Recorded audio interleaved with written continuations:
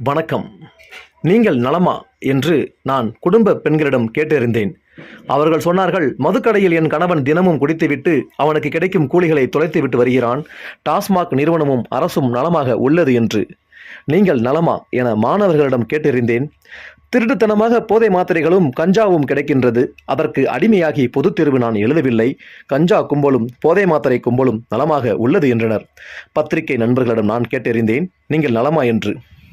இங்கு நடக்கும் விஷயங்களை உண்மையிலேயே மக்களுக்கு எடுத்து சொன்னால் எங்களை தாக்குகின்றனர். அதனால் விலைபோகும் தேசிய ஊடகங்கள் மட்டும் நலமாக உள்ளது என்றானார்கள். சமூக ஆர்வலர்கள், சமுதாயத்தில் நடக்கும் முறைகேடுகளை நாங்கள் சமூக வலைதளங்களில் பதிவிட்டால் உடனடியாக எங்களை கைது செய்கின்றனர். அதனால் காவல்துறையும் அதற்காக வாதாடும் வக்கீல்களும் நலமாக உள்ளனர் என்றனர். எதிர்க்கட்சி பொறுப்பாளர்களிடம் கேட்டேன், நலமா என்று. அநியாயத்தை கண்டித்து ஏதேனும் வழக்கு தொடர்ந்தாலோ போராட்டம் செய்தாலோ கூலிப்படையை ஏவி வெட்டி சாய்த்து விடுகின்றனர்.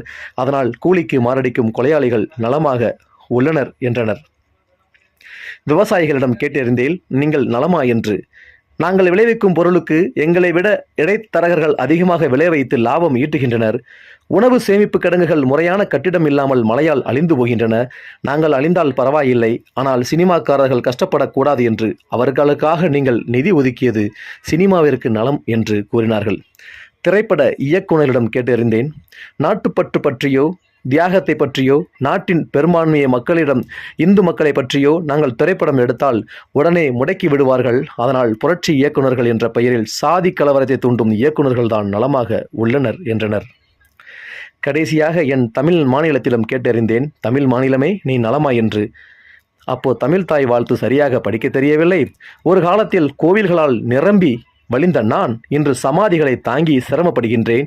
என்னுடைய தமிழ் தாயோ வெள்ளை புடவை உடுத்தி தலைவிரி கோலமாய் தமிழ்தாய் என்று என் முன்னே அசிங்கமாய் நிற்கின்றாள்.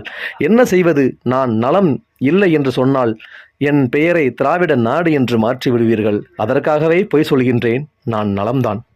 சிந்தித்து வாக்களியுங்கள் மக்களே. தமிழ் மாநிலம் என்றும் ஆன்மீக பூமியாக தொடர